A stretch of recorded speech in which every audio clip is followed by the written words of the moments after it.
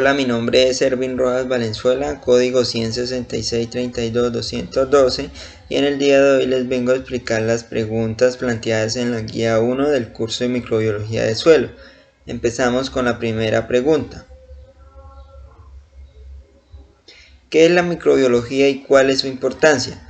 Bueno, la microbiología es la ciencia cuyo objetivo es el estudio y análisis de todos los microorganismos, microbios o formas de vida microscópicas.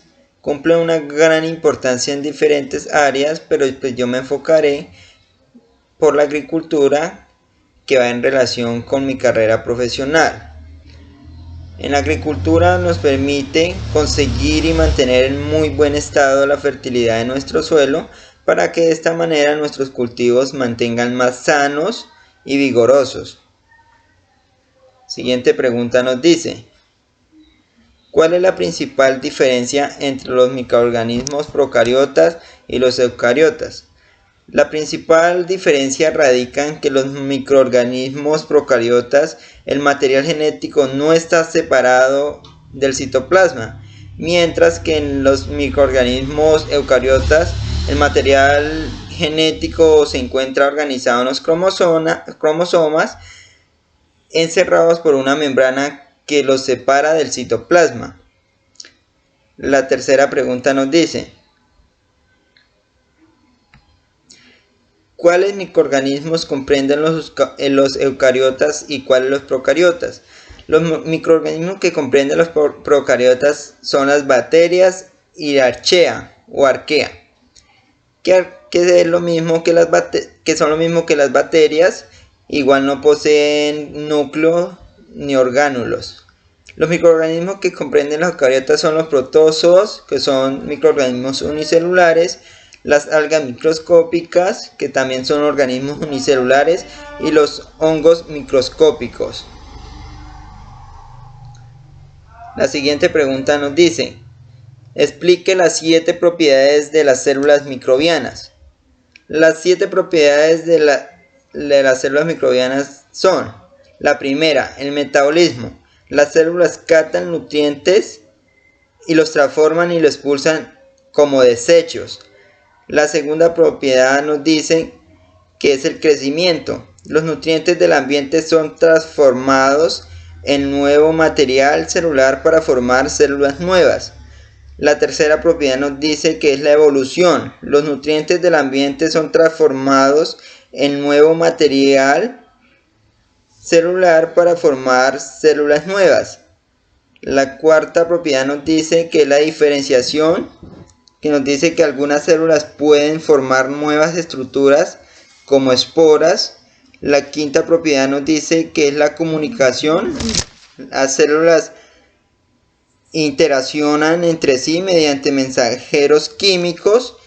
La sexta propiedad es el intercambio genético.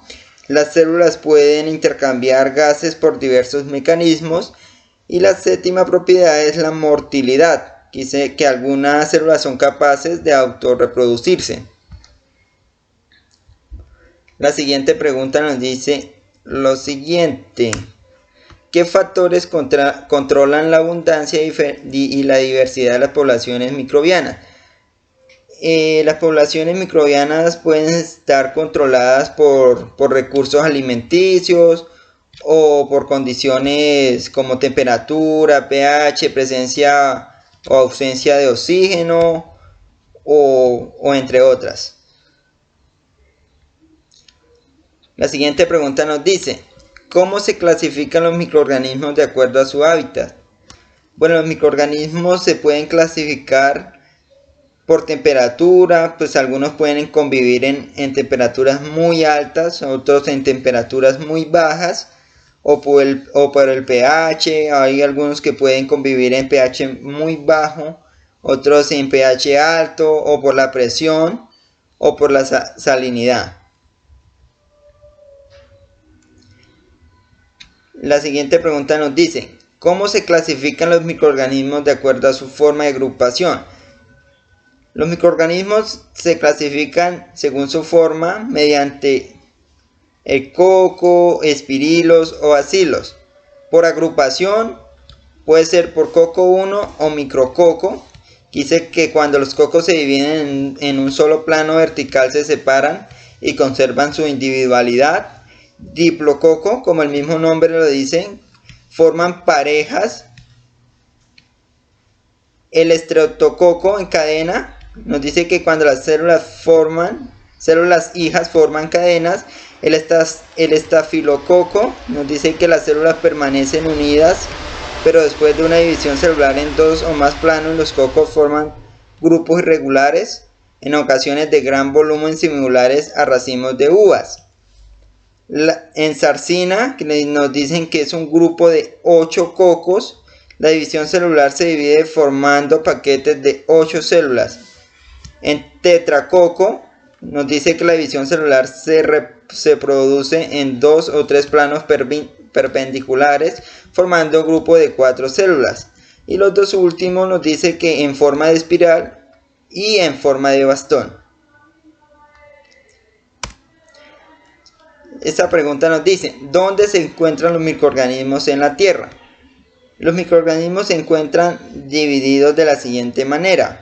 Encontramos un gran porcentaje en las profundidades marinas con un total de 66%, en nuestro subsuelo con un 26%, lo que nos ayuda a la producción de nuestros cultivos, que tenemos en el suelo un porcentaje de 4,8% de microorganismos, en los océanos un 2,2% y en el resto de hábitats un 1%. La siguiente pregunta nos dice, ¿cómo se beneficia la agricultura de los microorganismos? La agricultura se beneficia muchísimo de los microorganismos, ya que estos nos ayudan o nos colaboran a la descomposición de los restos orgánicos del suelo. Además de esto, también nos ayudan a humidificar la materia orgánica y liberan nutrientes que son asimilados por las plantas. La siguiente pregunta nos dice, ¿por qué es importante la biorremediación microbiana del suelo? La biorremediación microbiana es muy importante porque nos permite desintoxicar nuestro suelo mediante organismos. Lo que hace esto es transformar los contaminantes de una forma de menor riesgo ecológico o ambiental. Entonces lo que nos va a facilitar una mejor producción aplicar una siembra de la mejor manera. La siguiente pregunta nos dice, ¿qué estrategia de biorremediación le llama la atención y por qué? Yo me incliné por la bioestimulación porque es una estrategia que me permite la inoculación del lugar contaminado con microorganismos seleccionados para la degradación del contaminante. Entonces lo que vamos a hacer es corregir el daño causado en el suelo con dichos microorganismos. La siguiente pregunta nos dice, seleccione un microorganismo en la tabla número 2 que podría solucionar un problema asociado al suelo en su región y mencione brevemente cómo sería la acción microbiana de este microorganismo. El problema asociado pues para la zona de más que todo el Caquetá ha sido afectado mucho por las fumigaciones con glifosato. Entonces pues yo quise trabajar con este y el microorganismo escogido es el Streptomyces sp. Y lo que va a hacer esta bacteria es utilizar el glifosato como fuente de fósforo y energía y así corregir el daño que está causando el glifosato, y de este modo pues ya vamos a poder sembrar de pronto nuestro cultivo y se nos va a dar de la mejor manera. Entonces esto era todo, muchas gracias.